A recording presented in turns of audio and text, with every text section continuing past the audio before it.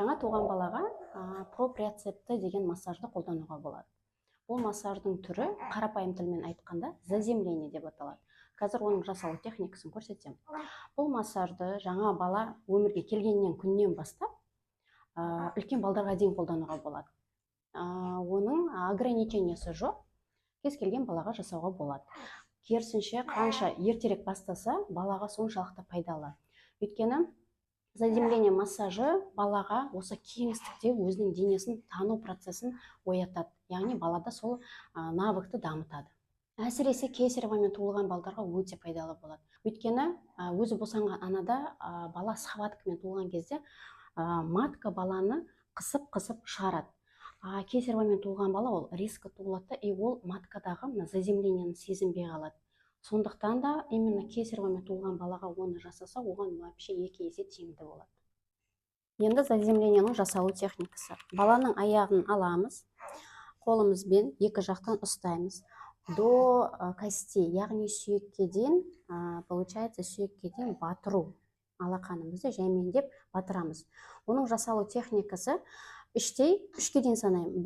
1, 2, 3, сүйекке дейін жеттім. 1, 2, 3, сүйектен шықтым. Когда мен именно жай кіріп, жай шыққан кезде сау бол. Бұл сигнал баланың миына тез барады. Енді жасалыну техникасы. Баланың аяғын алдық, алақанын ұстадық. 1, 2, 3. Енді артқа. 1, 2, 3. Именно осы массаж жасаған кезде бала тынышталып қалса, значит, балаға ол сигнал барып деген сөз. Ал егер бала мазасызданып жылап кетсе, онда сіздің жасағаныңыз дұрыс емес. Сол арқылы білуге болады. Ал мына жерде былай жасауға келмейді, потому что мына жерде сүйегі шығып тұр ғой, балаға ауырсынады, сондықтан жанынан жасаймыз. Бұл шығып бар жерден жасаймыз. Жанынан алдық. 1, 2, 3. 1, 2, 3. Бір жасағанда бірнеше рет қайталауға болады. Мысалы, мына жерге бір 5 рет, төменгі жағына бір 5 рет табанын аламыз. Тоже самый қайталаймыз. 1, 2, 3. 1, 2, 3. Каждый пальчикке жасауға болады. 1, 2, 3. 1, 2, 3.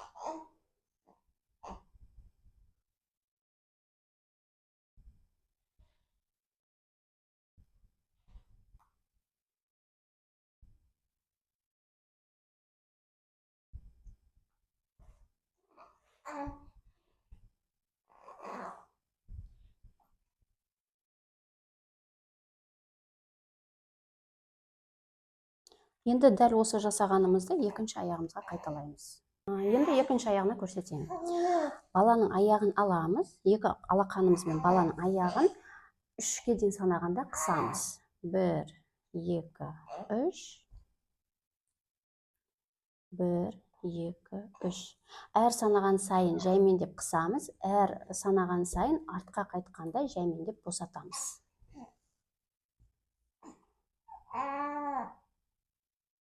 1, 2, 3.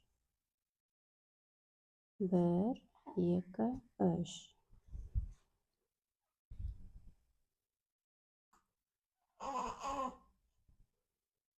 1, 2, 3. 1, 2, 3.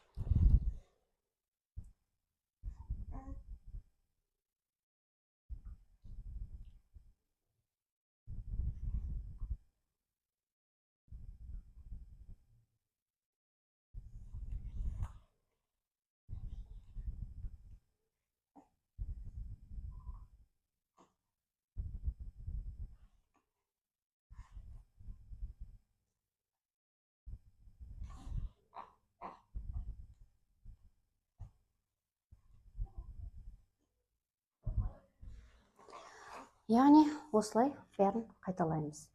Именно осылай баланың аяғын немесе қолын қысып жасаған кезде бұл қысу арқылы бұл сигнал баланың миына барады.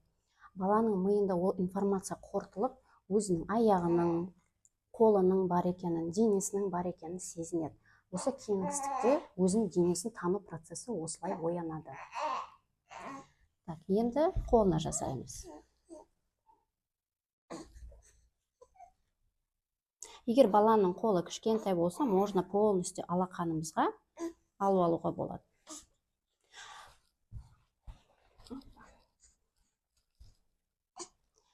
Егер баланың қолы кішкентай болса, онда полностью алақанымызды екі жақтан бірдей алуға болады, немесе қолын жерге қойып, үстінен жәймендеп басуға болады.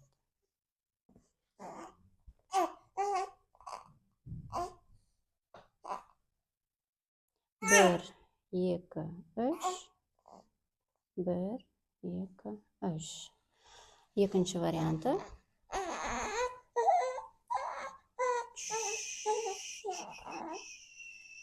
Бір, екі, үш. Бір, екі, үш. Қолға бала обычно көп мазасызданады, потому что қолдың тонусы аяққа қарағанда намного жоғары болады. Сондықтан қолға можно побольше жасауға. Алақанына жасайтын болсаңыз, алақан полностью ашып аламыз. Саусақтары майысып қалмасын. Екінші жағынан ұстаймыз.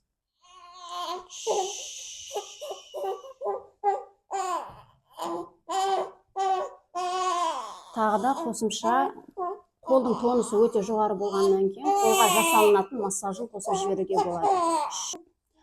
Көп жағдайда жаңа туылған баланың қолының тонусы аяғына қарағанда өте жоғары болады. Сондықтан алақандар постоянно жабылған болса, оны ашу үшін көмектесуімізге болады. Алақанын ашып, массажды алақанның ортасына жасауға болмайды. Только на бас саусақты сыртқа қарай ашамыз. Жәймендеп жасаймыз. Әр саусағын бөлек жанға қарай ашамыз. Екі жағынан ұстап, алақанын жәймендеп ашып жұмамыз.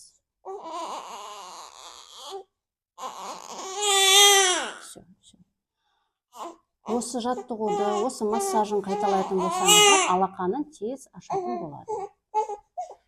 Бір қолына жасадық, енді екінші қолын дәл осыны қайталаймыз.